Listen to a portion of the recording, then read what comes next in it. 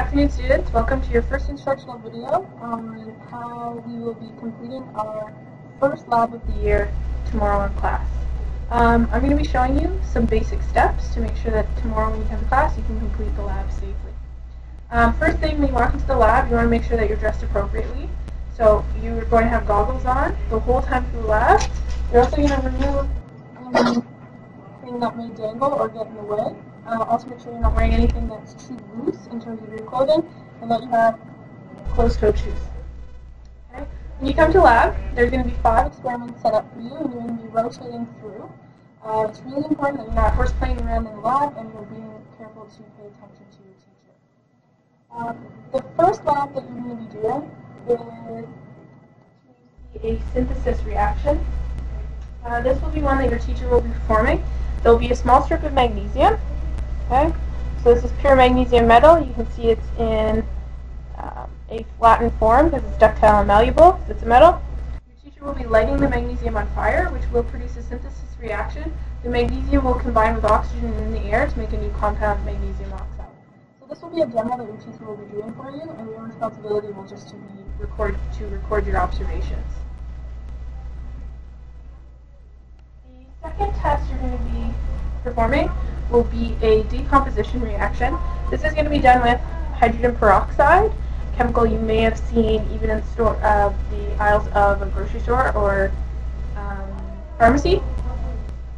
You're going to be combining that with a compound called magnesium dioxide. It's a black powder. Okay. At your station, you'll have a set of test tubes. Hydrogen peroxide, which is a clear and colorless liquid, will be in a beaker already for you, and you'll be provided with a pipette that you can use to dispense the solution from the beaker into your test tube.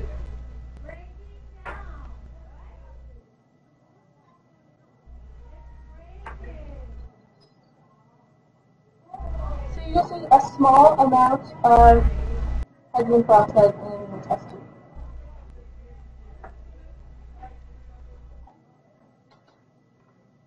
Then using something that's called a scopula, which is essentially just a fancy chemistry spoon, you're going to take a very small amount of the magnesium dioxide and put it into your test tube and record your observations. For this test, you also want to plug your thumb over the lip of the test tube so that the gas that's being produced will be collected.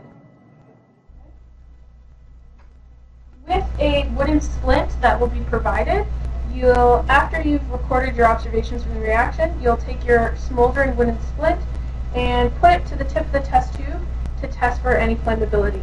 If a flammable gas is being produced, you'll be able to hear a little loud, sharp noise, and you may see a little bit of a flame or black powder being produced. For the third test, you're going to be using hydrochloric acid. Now this is an acid which can cause damage to tissues, so you want to be careful not to get this on your hands or especially in your eyes, hence I was wearing the splash goggles. So be especially careful when you're dealing with the hydrochloric acid. Again, hydrochloric acid doesn't look very special, it's just a clear and colorless liquid. But this is going to be our single displacement reaction that we're testing. So again, in your test tube, you're going to put small amount of hydrochloric acid.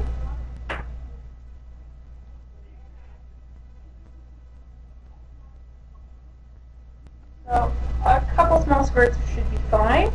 Okay? And then into that sample of acid, you're going to put your strip of magnesium and record your observations.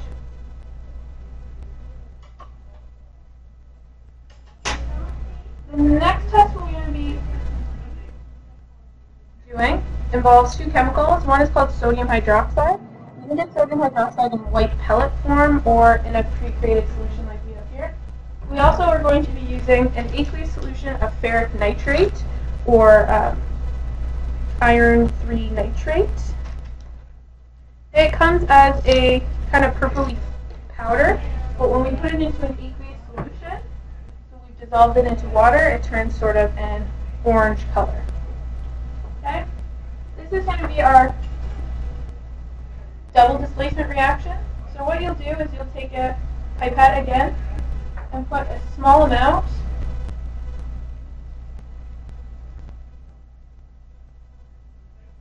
of each of the two chemicals into your test tube, and you'll record your reaction, your observation. So the last test we're going to be performing is actually a reaction mechanism, which means it's a number of reactions that happen quickly in succession. So we can't separate them through, but we will be still observing it for any chemical change. So this test is going to use something called lime water. It's another clear and colorless liquid. And you're going to be testing how it reacts with carbon dioxide. So there is carbon dioxide in the air, but the easiest way that we can push some carbon dioxide into the lime water is actually through our breath, because we know the byproduct of cellular respiration in our body is carbon dioxide. So you're going to put your straw into your solution. You're going to be really careful not to obviously breathe in or suck in the lime water, but you're going to take a deep breath and not too hard, because you don't want the lime water to splash out of the beaker. You're just going to blow out into the solution. And you're going to record any observations that you notice. Okay, so hopefully now you feel a little bit more prepared for tomorrow's lab. Look forward to it and make sure that you are come prepared for the lab and you perform the lab.